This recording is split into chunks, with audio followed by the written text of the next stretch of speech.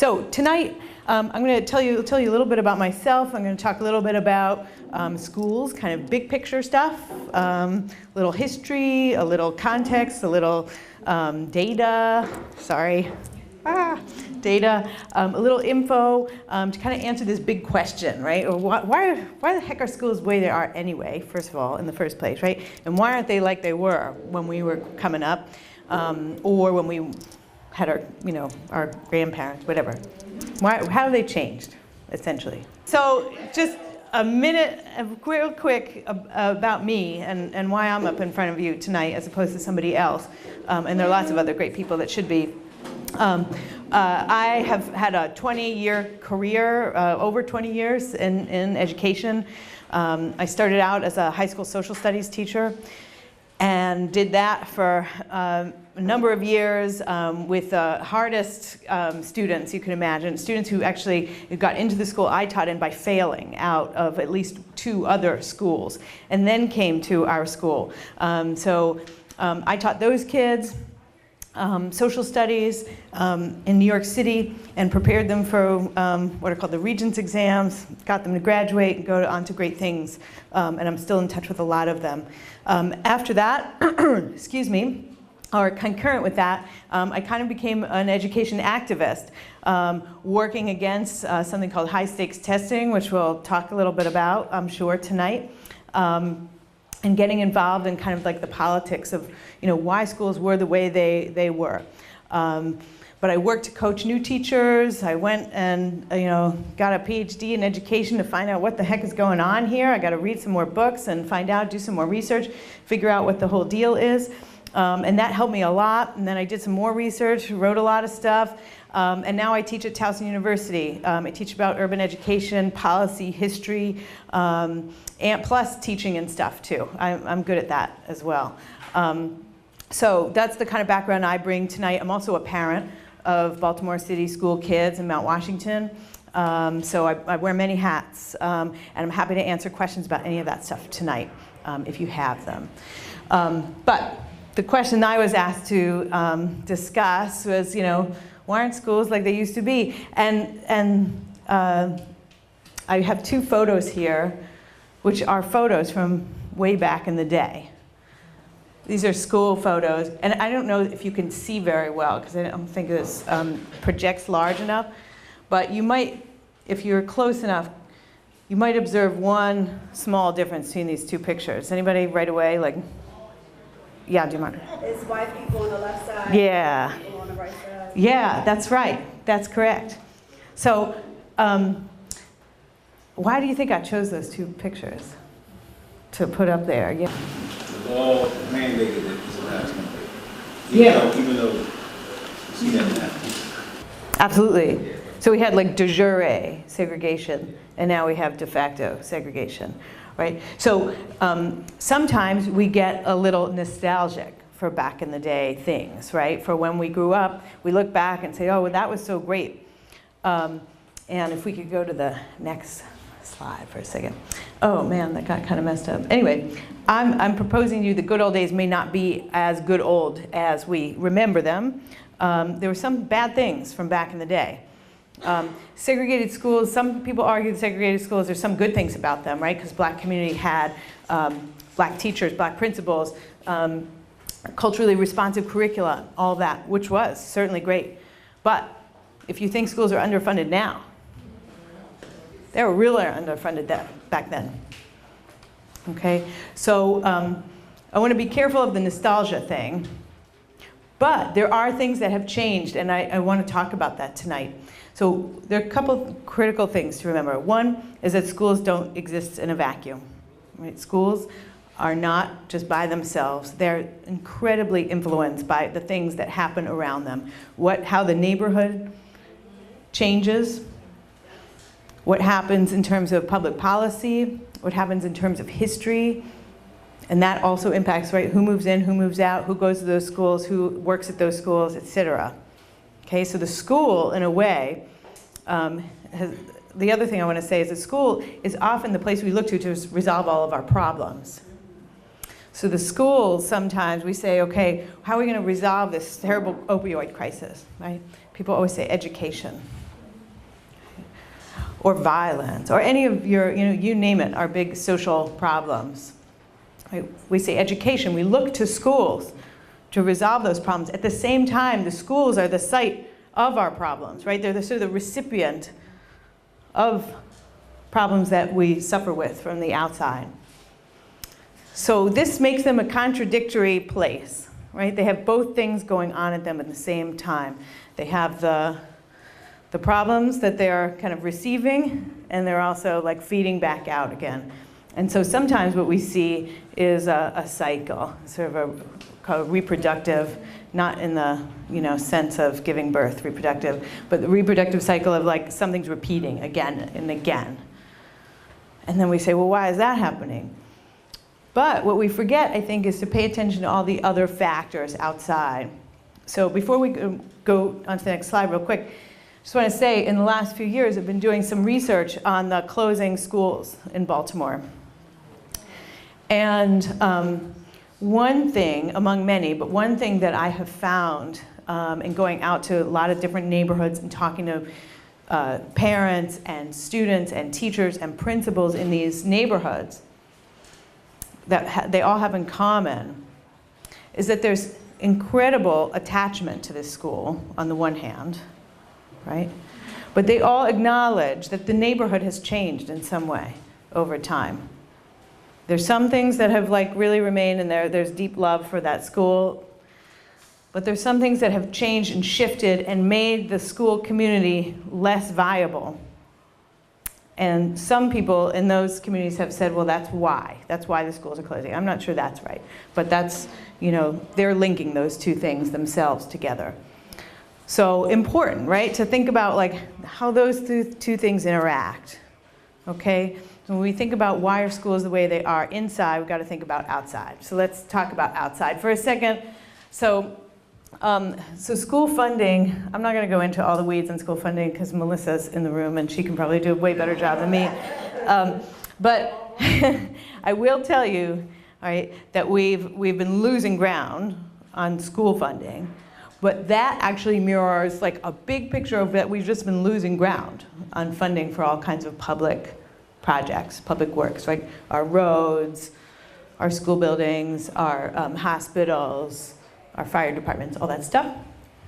So that's something we have to pay attention to, right? When you look back in the day, those of you how many people are over 40 in this room? Okay, and I will put my hand up as well. Schools were better funded when we were children than they are right now. There was more money out there. Okay, so that impacts schools, of course, and it impacts them in two important ways. One is that school, right, can't provide in the way that it used to all the regular stuff, right? Just like the teachers and the books and that kind of stuff. But it also can't do all the things that we probably had coming up. We had libraries, we had art, music, all that kind of stuff too. We had counselors that reached out, that might have called home and all that kind of stuff. So funding makes a big impact. All right, keep going here, okay?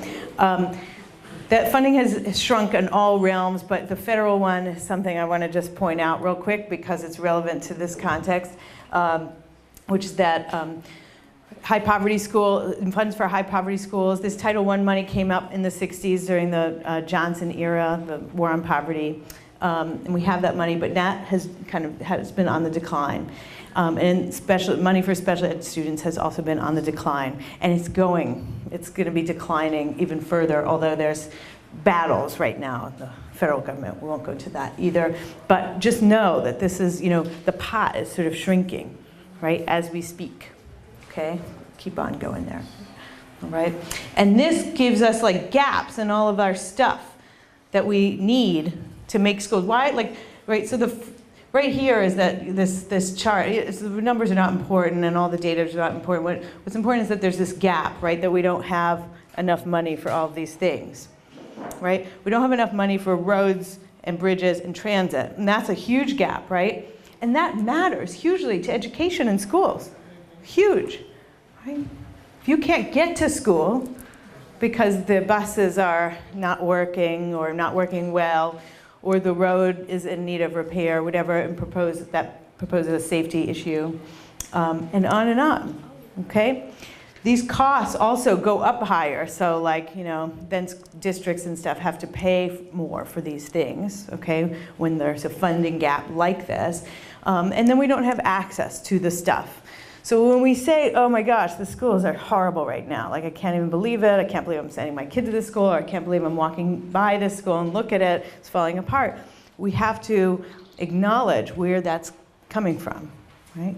Because some people walk by those schools and look at it and say, oh my God, and then blame the very people who are actually trying to make do with what's there, okay? Like, how could that? How could that happen? How could that principal, or how could those teachers, or how could the North Avenue, do those things, right? And there's some culprits in there, but let's just say, right, they're working with less. We're all working with less, and we're trying to do way, way more than we were. So, thank you, Natalia. So I'll just skip that. That's, I think the clear message here. So one thing that we know in terms of change is that poverty has increased quite a lot. Over the last, this is data from the census, in the last 25 years, a 19.1% increase is like a lot of people. That's a lot of people when you think about it. When you think about Baltimore being, over 600,000 people, or the state of Maryland, and its millions of people, a 19.1% increase is a lot. And so we have to, this is actually Maryland data, by the way, the 19.1%. We have to acknowledge that. That also makes an impact, right, on schools. Again, we're walking by the building and we're saying, oh my goodness, this building is, everything's falling apart. I can't believe it. They're not doing this, they're not doing that, they're not doing the other. This is also an impact on schools. So that's right. There are two ways this impacts schools, right? One is the kids that are in those families that are facing increasing poverty bring trauma from that experience. They bring trauma from lack of food and lack of healthcare and lack of stable housing. And the teachers that face them every day, they walk into those classrooms and those teachers may or may not have experience to deal with those kids. And they see a kid walking in, like kind of acting weird, and they don't know why. And they say, sit down and shut up, or get out, or I don't know. Or they're just sort of pulling their hair out, not knowing what to do, which causes all kinds of other problems down the road, right? And then when you have an increase in poverty, you actually lower the tax base for that area. So the schools don't have as much funding. And of course, in Baltimore, we had this whole controversy, right, over the last few years around Under Armour and what kind of taxes they are not paying to the city to, feed into those coffers. So like things like that could make up for an increase in poverty among families. But in Baltimore, we've been really bad about holding corporations accountable for putting their fair share in terms of taxes. So it can't really counterbalance the poverty that we have very well at all. So again, we got like a really small pie, okay, trying to do all these things. So when you have, right, lots of low-income kids coming into Baltimore City schools, and Baltimore City is overwhelmed with that, right? All these needs and less stuff, not even libraries, right? A student of mine last year helped create a library at a school she was interning in, because they didn't have a library. And she was just like sort of random intern, help in a classroom, in a math classroom. And she helped produce a library, but why doesn't the school have a library, right? All the schools that I work with have food pantries for the families, right? These are the kinds of things that schools now need to provide. And certainly schools are incredible hubs for doing this. They're actually the last public resource we have in this country. So we need to kind of leverage them and think about them strategically. I'll get to that in a second. But these are the kinds of things that schools are now responsible for doing that they weren't when we came up. And when, those of us who are old anyway, when we were coming up, schools didn't have to do that stuff, right? Right? Families were a little more stable economically and could provide for that. So again, We could blame the schools, but let's look at that big picture a little bit. Okay, let's keep going. Okay, great, perfect. Okay, but have the school, where does the school lie? Where does the school lie as a culprit, right? Well, the building itself, right, we're not gonna put a lot of blame on, but in terms of the big picture of school system, right, and the federal picture, the national picture, even the state picture, politicians have really done nothing to address these issues. Zero, by and large. I don't think you can make the case, the strong case. I mean, I'd love to hear somebody make the strong case that they have, but I don't think there's a strong case to be made, okay? What they have done is poured all their attention into what's called accountability, right? Testing, data, keeping track of data, and making principals more than anything do a heck of a lot more paperwork and reports than ever before. So what do we have? Since the 1980s, by the way, since 1983 when a report called A Nation at Risk came out that said, the schools are in crisis, we need to do something, we're falling, in the global rankings, we gotta get it together. That was 1983, Ronald Reagan was president. Some of us were like in 5th grade, right? Folks were coming together saying, we gotta do something about schools, and what did they do? They said, we'll raise the standard, the curriculum standard. We'll rewrite all the curriculum standards, which they did eventually, not without controversy. And then a decade later, in the 1990s, started talking about, well, how are we going to measure these standards? How are we going to figure out how to know if kids are meeting those standards? Well, we'll test, okay? And we've got all these big companies like Pearson and McGraw-Hill, and we'll get those companies to create tests, and we'll put all our eggs in that basket. A couple of years later, 2002, No Child Left Behind passes, and we have a whole legislative armory dedicated to a testing system that is now what we live with today and what kids live with today. Right? In March, you can't go into a public school because everyone says, nope, we're testing. Right? Don't talk to us, we're testing. Right? Are they learning? I don't know. Right? Is anyone doing anything for kids? Who knows? But they're testing. And so much energy has been poured into that they've ignored all this other stuff. So what happens when you're sick and no one does anything? They don't bring you to the doctor. They don't ask you what's wrong. They don't give you medicine. What happens? Right? Gets worse, right? Gets worse. And that's exactly what's happened to our schools. Okay? They've been by and large neglected. They've been punished then for not meeting standards. And the whole larger context around them, right? This increasing poverty, decreasing funding, all of that has been largely ignored as a consequence of why schools are the way they are right now. So,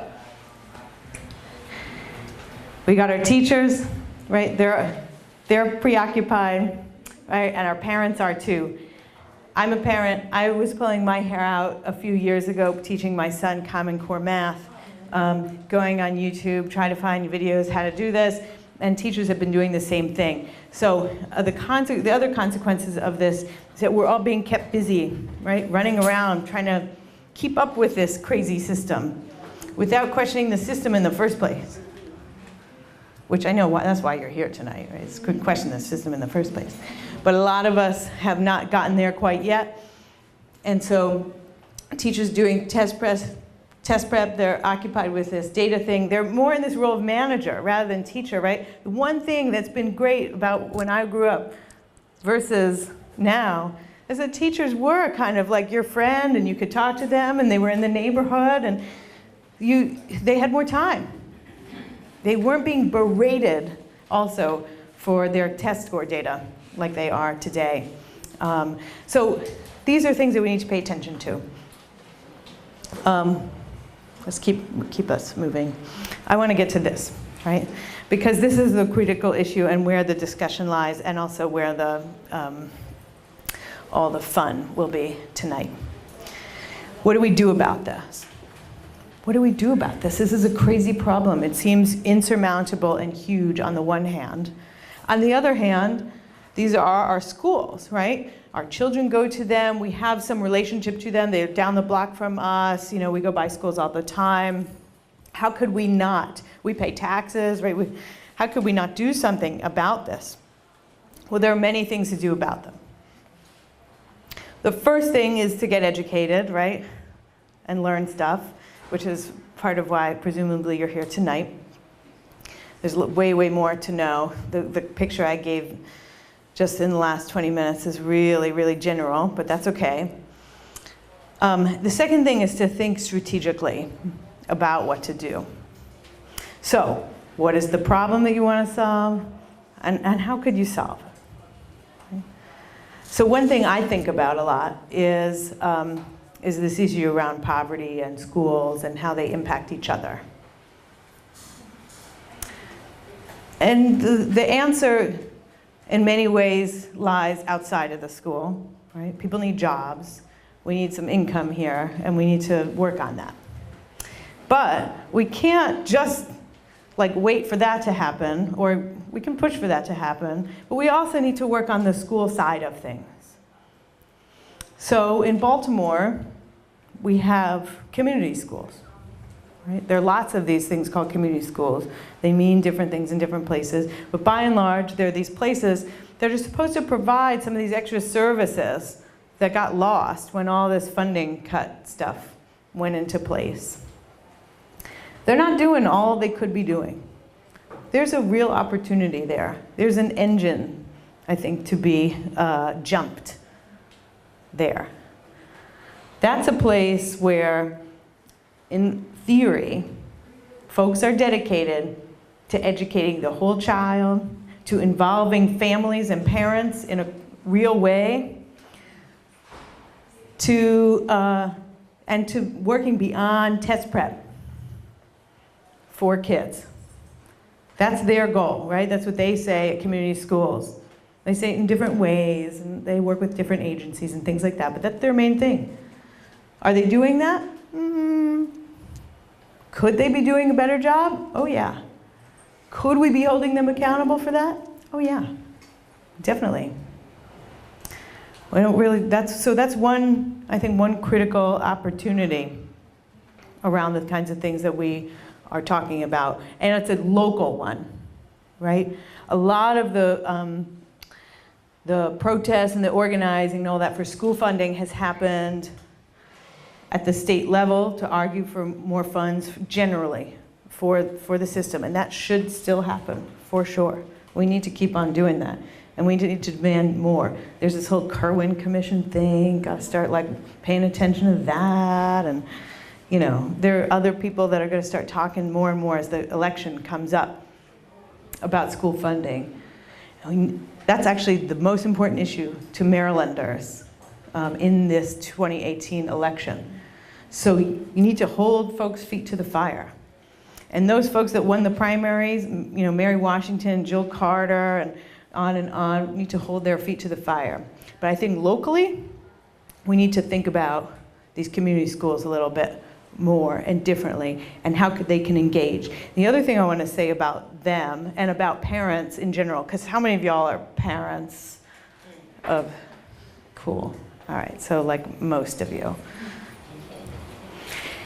is that there are mechanisms in this city where you can get involved in these schools and decision-making around those schools. But you have to take the bull by the horns. These are mechanisms that people won't do outreach to you. You're gonna really need to do outreach to them. And once you're involved in these committees, it just can't really stop there. So when I was living in New York, I worked with an organization called the Coalition for Educational Justice. This is a group of parents from all over New York who spoke 42 different languages. And they all communicated with each other, had meals, childcare, all that, all of their meetings. And there were translators that, the translators were like kids. They were like middle school kids that would translate for, all the parents. And all these, mostly moms and grandmoms and aunties and all that, got together to talk about the issues that were important to them. So they all did get involved in their local school, but then they also formed their own organization. And they made their own agenda.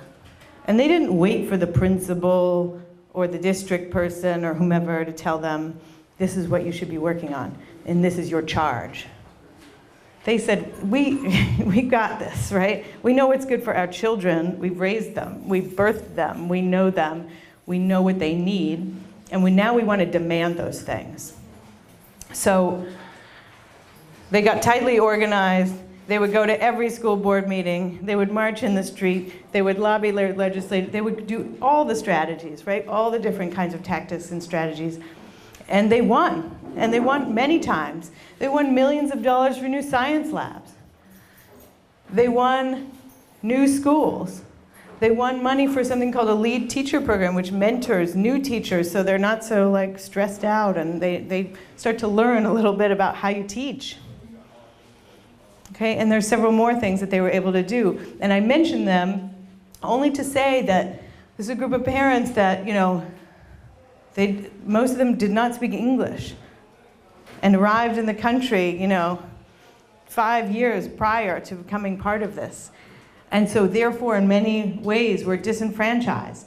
And yet, we're able to demand from the biggest school district in the country millions of dollars for their children. And I think you can do the same. It's a matter of being tightly organized and being militant about those demands. So I think community schools are one avenue. I think there are lots of others that I want to talk about tonight. I don't want to go over my time. I want to be respectful of that and open up for discussion. So if you have questions, let's throw them out there. But you had a question. Yeah, I actually have a comment and a question. I think what you said about the group in New York, they came together and they were more involved in the school. Yes. I don't think we have a lot of that in Baltimore City for so many reasons. Parents are working. Yeah. Some parents aren't as educated, so they don't value education. And so a lot of times the schools are raising the children. Yes. And I don't think we put enough onus on the parent. We don't put enough on the parents to say, okay, the schools could be better if you're more involved. So the problem is, one of the problems, so I think it was great that this group came together and said, hey, we're going to get involved, we're going to take advantage, we're going to control our children's education. I've seen private schools who, first of all, they do have a different budget. The teachers make less money in private schools, but they have, in terms of resources, the parents have resources to take a day off and be in school, but those parents are also educated, so they value education. So my question, so I agree with that. My question is, what do you think the difference would be, in particular for Baltimore City Public Schools and the children of Baltimore City, if poverty wasn't an issue? Okay, so those are big statements. First thing is, I fundamentally disagree with your premise and the comment that you made. That the comment about parents not valuing education, not being involved, and all that. And as a fundamental premise, I just disagree. I think all parents, I don't care who you are, rich, poor, black, white, immigrant, native born, whatever you are, I think you care deeply about education. And we know that, and it's not just me saying that, by the way. Just bear with me for a second. There's research to support this. That the surveys done where it says the people that support and value education the most of any group in this country, actually, first of all, are African Americans. By and large, hands down, the most, they value the most, more than anyone. And that low-income folks, brown, black, whatever, also value education the most out of all groups, all ethnic and racial and income groups. So it's not just me saying that. There's research to support that. And I think if you go around and you talk to parents, you find that, first of all. But to answer your second question about poverty and how that might impact, we also know from research, right? James Coleman, who's a professor here actually at Johns Hopkins in the 1960s, had found that income is intimately tied to academic achievement. And so in order to, in some ways, and to improve academic achievement, we need to improve income. And Richard Rothstein, who's an economist nowadays, hanging around DC and other parts, says actually the best way to improve test scores is to do things like, give kids eyeglasses and, provide them with stable dental care and regular doctor's visits. It's not to do anything with the school. So there's a lot linking those two things, and as I said earlier, I think it's really important to push for things like, like higher minimum wage or universal basic income and things like that, policies that actually some of the politicians are talking about and running on that would support a higher income for folks.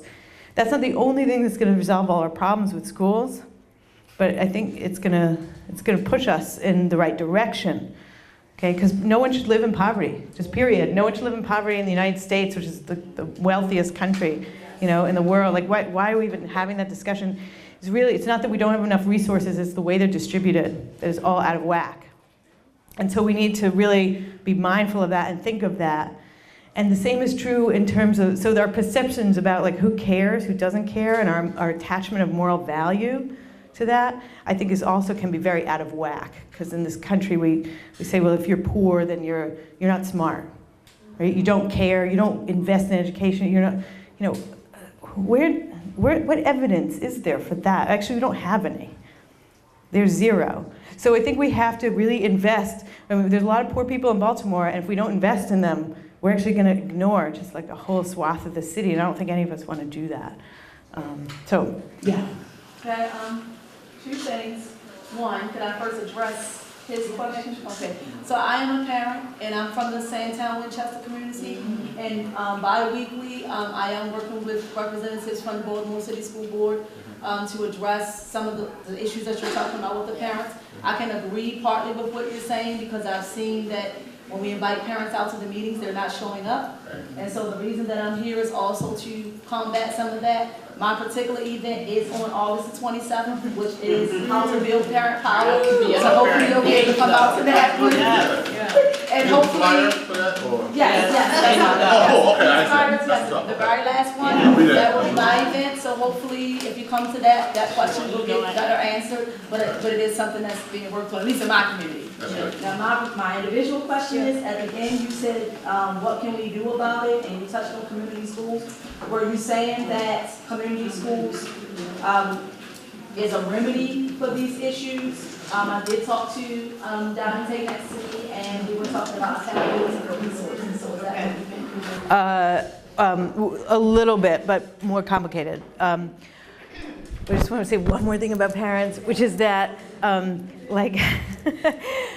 parents over time, like if you're ignored by someone, like you're just going to stop talking to them, right? Like if you text this friend of yours and you'll be like, what's up, how's it going? And they just like never answer you, you're probably going to stop being friends with them. So I'm just saying that to say that sometimes the outreach that we do to parents is coming on the heels of that history. And so if they don't show up to the meeting, it's not because they don't want to, it could be also because they've had this bad history. And, and given the parent meetings I've been to in Baltimore, school family council meetings and PCAB meetings and other things, sometimes I don't want to show up to them. And I'm like highly engaged. But some of them, they're like suck. Because they don't listen to people, and they're undemocratic in so many ways. But to answer the question about community schools, which is really important, community school, there is no remedy, first of all. There is no silver bullet to fixing schools. There's no answer. And please, I hope we can just dismiss that idea tonight. It's just so complicated. Community schools are a piece of the puzzle that I think are important. I think we do need to, as parents, be very mindful of what community schools are, what they're supposed to and purport to be, how they are spending their resources, and how they should be. So if parents feel like, wow, we really need science here in this school, and we don't have it, and a community school is putting all its resources into other things, and they're not listening to that, then parents have to get in there and be part of that conversation and say, like, those resources need to be devoted to things that we want to see in this school. But what I was saying about community schools also is just that they in general need to be accountable to community. Right? They need to be governed by parents and community in general. And the budget is one part of that, but then there are other pieces of it too in the way it functions. So I think there's more to dig into there. And I think it's a rich, fertile ground to kind of dig in, because they talk about family engagement so much that they want it, bring it, like we've got it. They may not be prepared for the kind of parent engagement like you all want to bring, but that's okay, bring it, and keep going. Yeah, you have a question? Hi, good evening, everyone. I wanted to comment. I think one thing that can help the situations in city schools is parental involvement. Because if you look at schools with a high level of parental involvement, those schools are performing better. Why? Because of the parents, and the parents are being active in the schools. Now, some parents do not come into the schools. Why is that? Well, one, sometimes it's because they don't understand that they have the voice. Some of them, they don't understand the voice that they have. I've spoken to so many parents who say, well, come to school and do this and do that and do this and do that, and they have no idea that they have the power to do these things. So, two, education. I worked in a high-need Chi-Town school in one of the worst areas of the city in Latrobe Projects, and it's a circle. We had a child, they were talking about careers and jobs. And then the child says, third grader, I don't want to work. What am I going to work for? My mom doesn't work, Joy doesn't work, my so-and-so doesn't work, and y'all live in my house and y'all have money. So it's education. You need to educate those parents. Some of them do not have high school diplomas or GEDs, and some of them, they just don't know. And if we can put education, if we can educate more of the parents, and then they can help us educate the children. They can come into the schools and be an active part of the schools. One part of community schools is education of the community and of the parents. They should have those kind of programs. In my previous school, they had this. They had GED programs right on site. They had clinicians come in. If the parent or the child needed to see a doctor, needed medication prescribed, right on the campus of the school. The kids got glasses. The kids, they have the dentist that comes to the school. That is a community school, but the biggest thing is getting the parents in. You have to walk the streets, you got to go out there, you got to get them, you got to build relationships, and that's one thing that my former principal did often. He was not afraid to walk the streets and go knock on doors, walk children home, go to homes and pick up children. It's that home school connection that's key, and education is key. Now, to comment on that some parents don't value education. Some of them don't because they don't know, they don't understand. Some of them don't understand the importance of all of this because they don't see how it relates to them. Look at that child that I mentioned earlier. Why should I work? So-and-so doesn't work, so-and-so doesn't work. They're all my family, but they all have money. But if you have a parent who's a little bit more, well, I'm not speaking about everybody, I'm speaking about those highest need areas, where the circle continues, where they can't go to the market. They rely on the corner stores. There's no market there. There's no jobs. I mean, they sit home, a lot of them sit home all day. We want them to come into the schools, but some of them are afraid. Some of them don't feel comfortable coming into the schools. But if we can educate them and meet them where they are, then we can pull them in. Because one thing that happens in some schools, probably a lot of schools, is just the way that some educators and the way that they see some parents, it's like, oh, so-and-so, or they don't know this, or they did this last time, or this is what they do.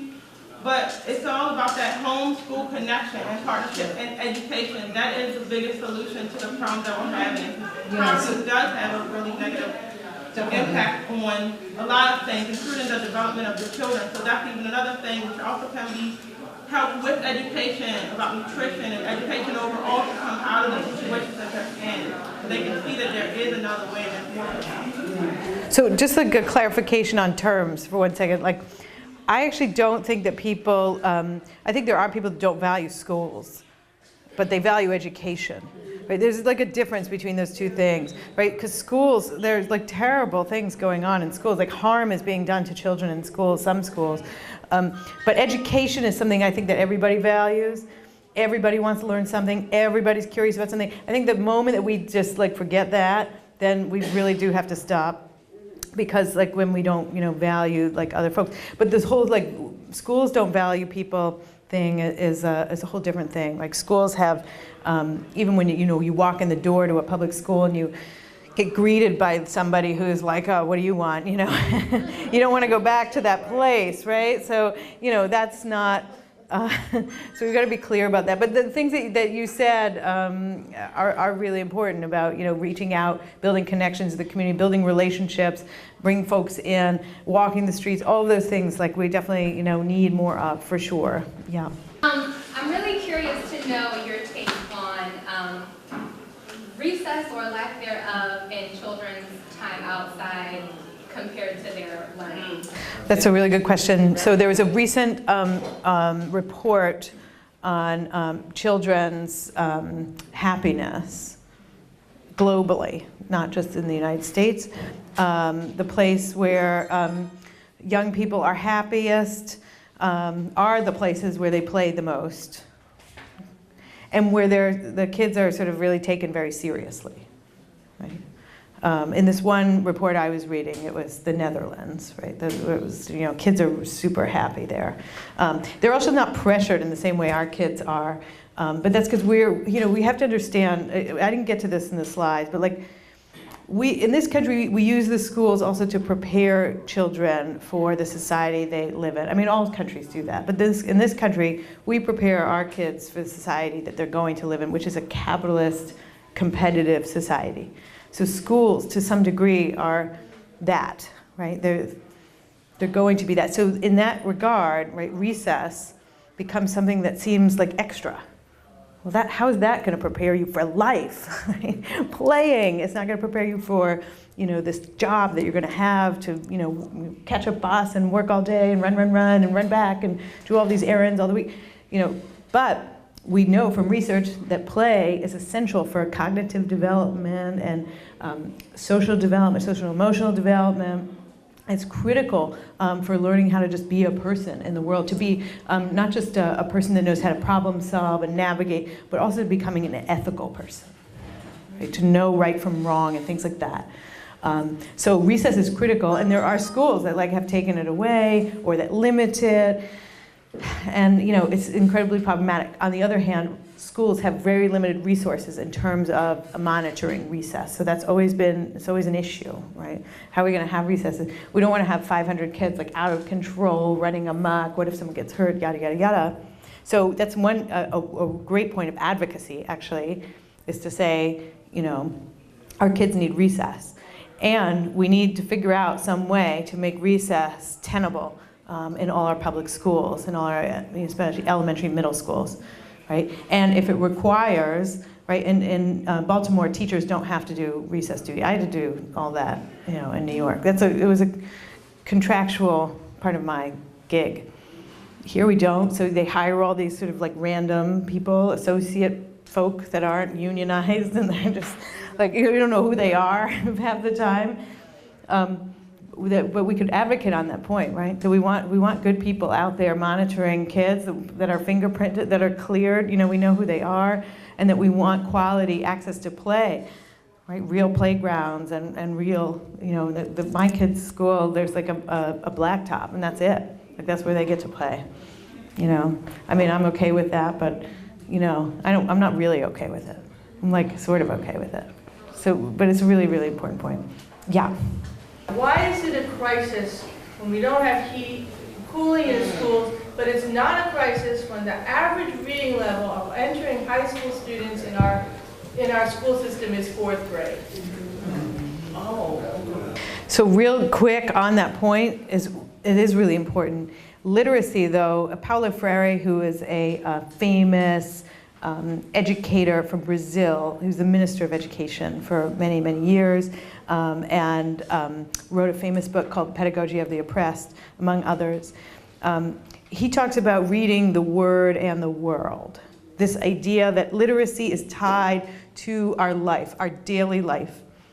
And he also went into the Brazilian countryside and taught folks how to read. But the goal of that wasn't to pass the park exam. No. It was to learn how to get better and more critical in your daily life. And if that were the goal for kids in reading, you'd see a much higher grade level, reading level going into high school than we do now. And I think, we've taken all the joy and love out of reading and writing in schools because of this accountability movement that needs to come back. But again, another opportunity for organizing that parents could be doing, reading circles with kids to teach them and read with them in books that they like, that are interesting, that are about things that would be interesting to them. And to discuss them. And that's what people who read do. They just hang out and they read and they talk about it. They don't have to take a multiple choice test at the end. Or they don't have to write a 5-paragraph essay.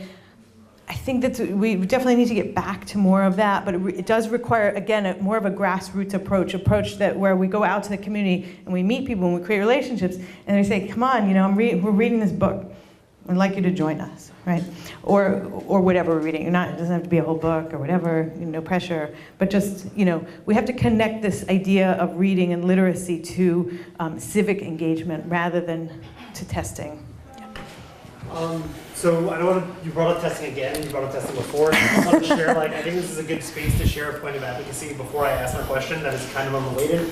And you'll probably be able to correct me on this, there's 2 counties in Maryland that still do the BART test. It's not mandatory in the state of Maryland anymore. Right. It's Baltimore City, and it's some county out in West Virginia. Yeah. So if we think of the amount of time schools spend, the amount of money schools spend with testing, that's a space where if we just stopped doing it, a lot more money and time would open up. So it's something to consider. But I wanted to ask a question about the community, the schools model. So the question I wanted to ask, there's a lot of elementary talk, and I'm a high school, I teach over at Douglas. I'm the director of student activities and the teacher over there. And a lot of the talk about community building has been around elementary schools.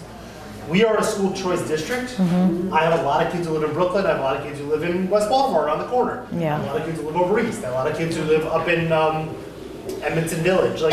How do I organize a community where the community itself is the whole city of Baltimore? Yeah, no, that's a great question. It's a great question. And the one thing that, in New York too, right? Most urban places, by the way, in this country have school choice in that same way. The one challenge around that, right, is transportation, right? That's a real challenge because getting kids to come to a central place. Although Frederick Douglass is central, right, of all places. Except when the train shut down. But yes. Right. I got you. But the question was how, right? Not how not to. Right.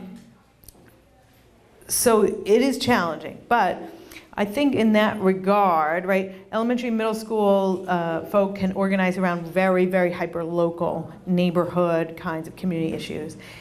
For high schoolers are, first of all, concerned about a lot of different things, but we have to think about organizing them beyond the neighborhood and as a city, right? As a city, how do we organize and enlist youth-led organizations that are already doing the work, right? Like the Baltimore Algebra Project, for instance, or Youth as Resources, for instance, because they are organizing young people citywide that go to a variety of different schools, and they get them there. They get them to a central place, and growing those organizations to make them bigger. So there's that. In Philadelphia, there's the Philadelphia Student Union, and organizes citywide kids that from all over the city come to a central place, and they organize around a set of issues. So the issues have to be compelling for kids. Teenagers are not going to come to anything. My son just turned 13, so they don't want to come to dinner. It's like teenagers will not come to things unless they're incredibly compelling for them. So what is it that is incredibly compelling for a teenager? We got to ask them, right? We have to ask them what is. I would never tell a teenager what I think. I would definitely ask them. I think that there are things, right, like that they should be concerned about, for sure, right? There's still a curfew, for instance, in Baltimore, a 9 p.m. curfew. I bet you there are teenagers that are concerned about that. But there are probably lots of other things too. And I think it starts with asking them what they're concerned about and starting to meet about those things and starting to really plan real strategic campaigns and things, around those issues, because they will start talking to each other. They're all texting each other. They're all, in contact that way. And so if somebody says, hey, come to this, it's really important, you can bet that they will. but it's got to be the young person communicating. Unfortunately, adult to young person isn't as easy. But you can, you're a smart guy. You can get a teenager to, to work with you on that, I think, or a group of teenagers to work with you on that, to think about what the issues are that are really compelling. What do we want to do? Well, let's meet every week. Let's talk about it. Let's figure out how to make something happen around that. When you talked about the militant organizing in New York, and I think this is important for Baltimore, is New York City School Board elected? They don't have a school board. Oh, so they have the chancellor, right? And then a board of... Nope, no board. The Board of No Regents board is at the state all? board. Nope. What do they have? They do have a chancellor. Yes, they have a chancellor. Okay. Chancellor was- So a quick and dirty little history on New York City schools, very quick. There used to be a school board in New York. It was once upon a time an elected school board. But that only came about through heavy civil rights and black power organizing. Actually, so even before that, so in the 1950s, or when the still school segregation, there was an appointed board. That board governed the whole city of New York. The city exploded in the 1960s in the civil rights movement. That actually broke the school system into 32 individual districts that all had superintendents, 32 individual superintendents that all answered to a chancellor. There was an elected school board, on and on and on. Mayor Bloomberg, who came in the early 2000s, elected to 3 terms as mayor, because he's so special, did away with the 32 school districts, brought the system under mayoral control, and did away with school boards. And there are none anymore. So the reason I was asking is around the advocacy piece. Yeah. So many people here know we have a school board, but many people do not know that of the 24 jurisdictions in Maryland, so we have 23 counties in Baltimore City, 18 of the 24 are wholly elected. Right. 2 more are partially elected, partially appointed, and Baltimore City is All appointed. Yep, all It appointed. used to be all appointed by the governor and the mayor. Now it's moved back under mayoral control, but it still is Yeah. an all-appointed board who mostly send their kids, if they have them, to a very few schools, who set the agenda in a way that makes it very difficult for families to come and be there and be in front of them. And so part of the challenges Yes. around advocacy and organizing here as parents and becoming more militant is figuring out ways to push on that system to make them listen to us in places other than North Avenue 2 Tuesdays a month for 3 minutes a pop Right. at 5 p.m. Absolutely. Well, there are a couple things there. That's a really, really amazing point, right? I mean, Baltimore should have an elected school board, right? That as a long-term agenda, for sure. But there are things that we have common interest in across the city. And I do think, in some ways, the parents in Mount Washington should be organizing with the parents in Cherry Hill. Like, that just should happen, right? There's common interest there. They don't see their common interest for a whole lot of reasons. And so it's, kind of incumbent upon the folks that do see the common interest and see that this is problematic to really push on the board. And there are ways to do that in a nice way, right? Through PCAB, right? And there are ways to do that in a more militant way through, continually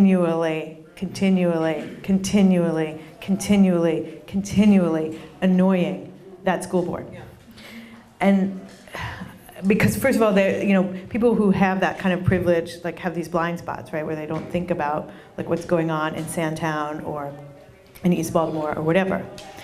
And they won't see it until we push and push and push and push. And that can take lots of different forms, right? But I think moving away from the polite, unfortunately, well, I know I have my 3 minutes here at public comment and that's it, to actually occupying that school board meeting and/or, right, other means where they have, Sonia Santelises has all these public meetings now that can be flooded and occupied. There can be phone calls and letters and other sorts of things to persist.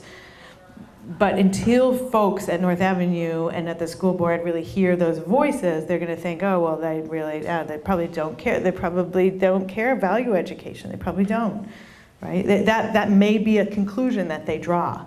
And we don't want them to draw that conclusion, I don't think, because if they do, as soon as they do, then that's, the game's over. So persist is really, really, really important, as hard as it is. And you were saying, you know, like, well, how do I get out there and organize all these parents? How do I get them to show up? This is a long-term project. It's not going to happen because you advertise a meeting once. It is going to happen over a long period of time. And that's the frustrating part, this part that's so hard. But anyway, yeah.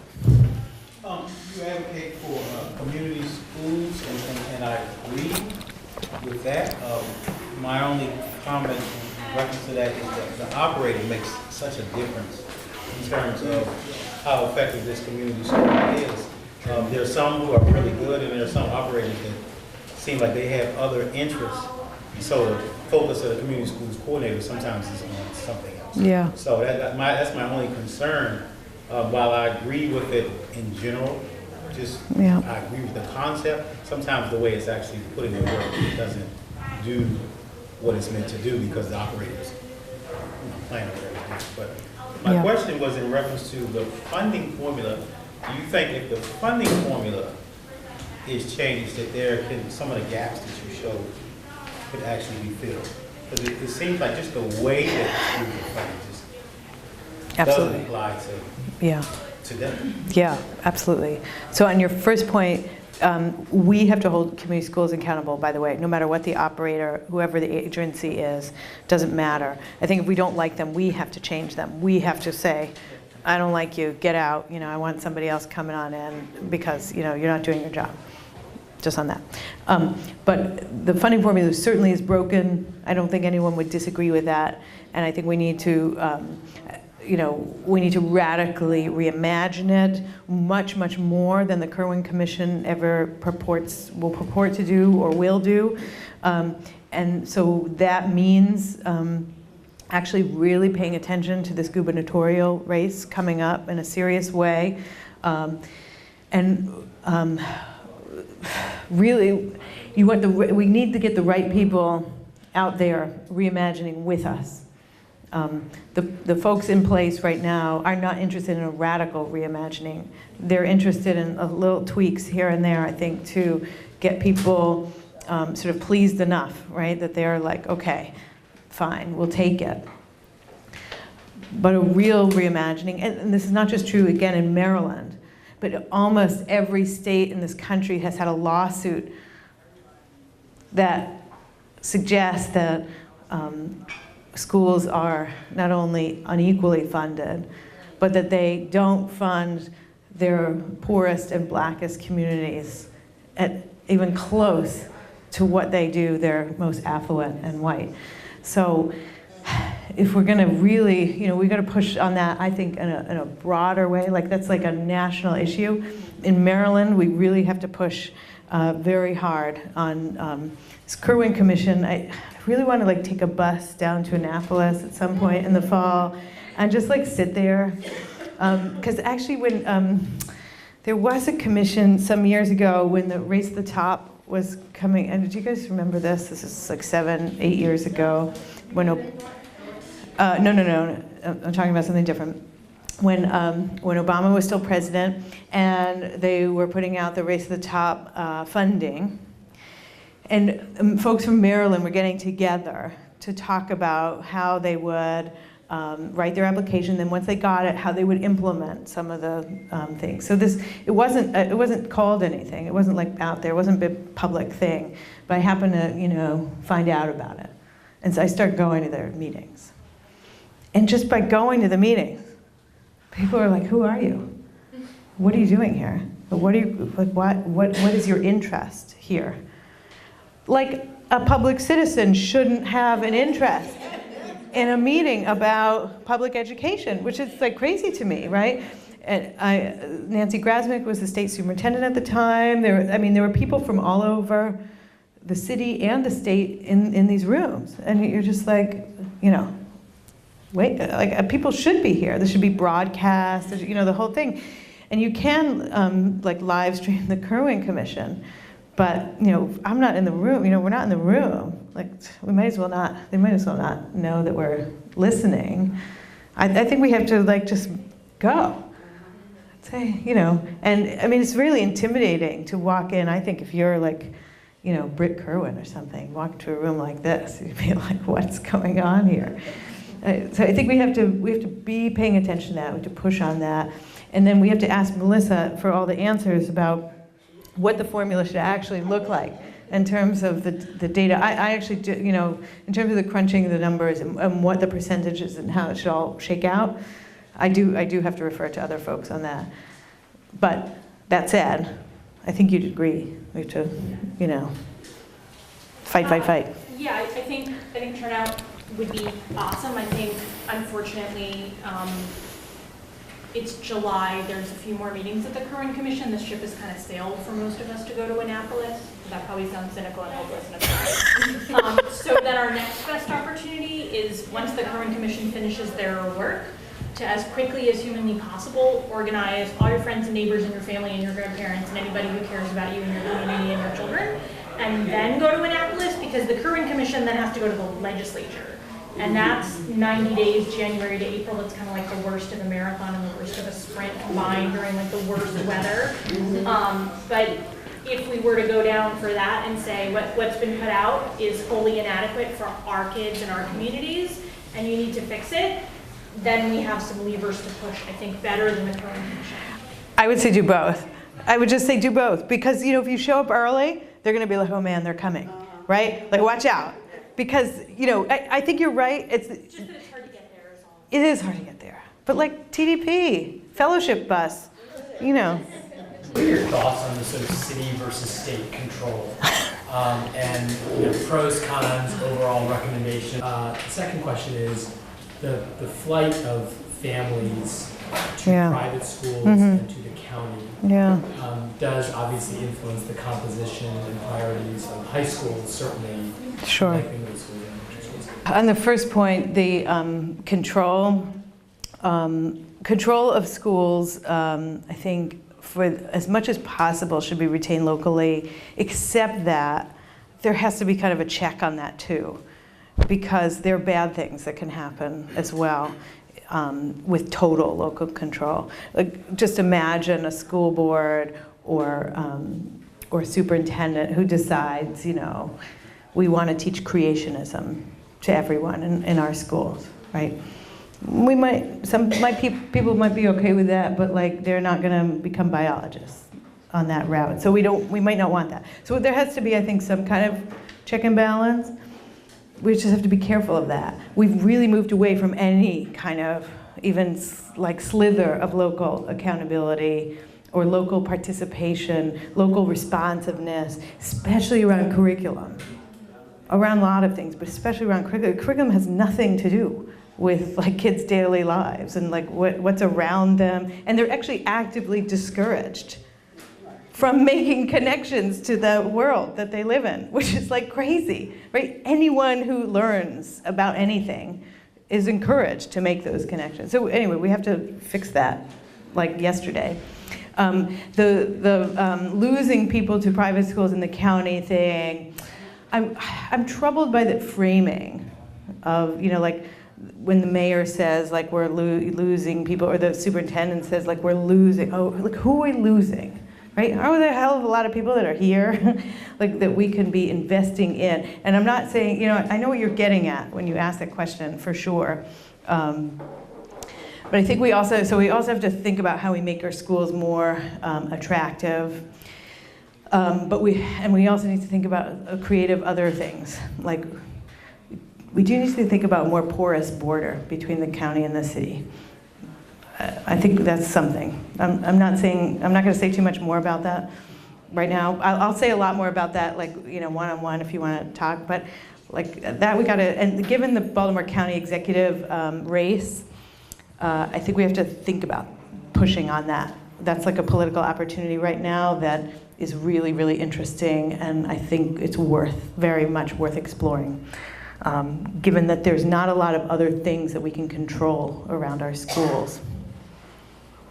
Say Monte Yuda. Yeah, the gentleman over here had asked about what do you think the issue would be if we remove poverty. The first thing that came to my mind would be the devaluing of the black body. And I wanted to know if you had research on how that contributes to especially Baltimore City Public Schools, where like 90-some% of our kids are Black. And how does, when we speak about poverty, kind of dilute that issue that we're dealing with this devaluing of the Black body, just period? Like we should be talking about race and not poverty. Yeah, absolutely. I mean, this is like a field of research, so you know, like that people talk about and think about all the time, the ways in which public policy are impacted adversely, right, by the numbers of Black folks that are in that zone. So we could talk about transportation or housing or schools, and we can say that things can not be as good in many ways when we have a certain percentage of Black folks densely populated in those systems. And that has a huge impact, okay? We cannot deny it, and we need to talk about it, and I think we need to be very, very explicit about it. I think that people in education are too nice and want to stay away from that kind of conversation often. But in a city like Baltimore, there's kind of no denying that. And like through your question about like, you know, who's leaving, right? Like let's think about that. When we talk about like who's leaving city schools, right? Are we talking about like white folks? Are we worried about bleeding white people out of the city? Because that might be like what we're talking about. I'm not trying to say that you were, but some people are when we're talking about this thing. I think the more we can just bring it back and say, okay, be clear, right? Let's not use coded language. Let's not, you know, pretend to talk about something. Or, let's be as explicit as possible, because actually that's going to get us the best solution. When we talk about some of these issues around representation or around curriculum, around funding, or you know, all that kind of stuff, and people are fearful of that, but of course they are, right? Have been, always will be. So let's just no reason to not discuss. So that just obfuscates things, I think. Otherwise, there was a question about parents not staying in Baltimore City and sending their schools, sending their students someplace else. It's really happening. It's happening in the Black community too. And they're worried about class size, right? They're worried about, you know, bullying. You know, they're worried about some real kind of things. And it's, for me, what I found is not necessarily a income issue.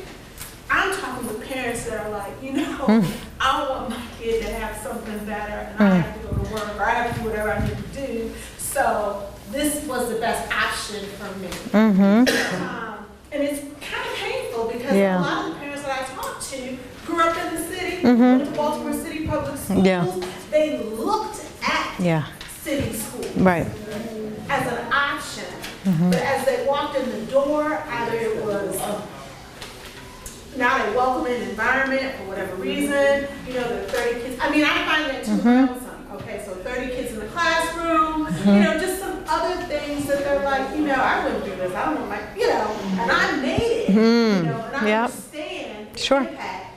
But, you know, they had some other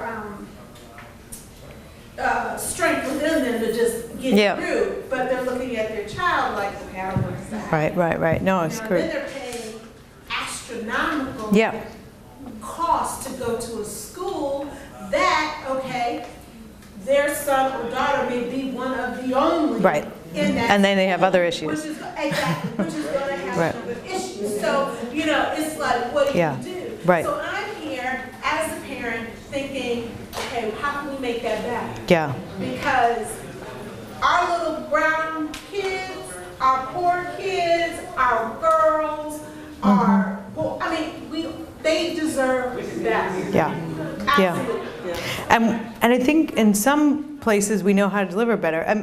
I mean, in research we know how to deliver better. We need to demand better from those schools, right? We need to demand the schools that we want to see and not accept the ones that we have, for sure. So that's like job one. I wouldn't argue in the leaving discussion. I'm not arguing that like no one should leave, everyone should stay, and you know it's awesome. I do understand it, but I think we have to do this, we have to work and we have to demand, and it's hard. And a lot of parents, right, are saying like, I work, I don't want to have to now organize and fix the school on top of sending them to school, you know, all that. I get all that too. But it is what needs to happen. And then the other thing is that if we want to take the whole like, she's in a meeting. If we want to take the whole leaving for the county out of the discussion, then I think we do need to revisit this porous border thing. I think we need to see, right, maybe we don't leave. Maybe we're one big community. Maybe we share some resources. Maybe we really get down and dirty and say, okay, they have 1 million and we have 800,000 people or 600,000 people, whatever. And wouldn't it be good if there wasn't that, like, you know, division between the two? Like, that, you know, why aren't we sharing more resources? There's some really fantastic things going on in the city that aren't going on in the county. Let me tell you, the county schools are not all they're cracked up to be. I've done a lot of research in those schools. There's a lot of flow that can happen between, I think that should and would benefit all of us.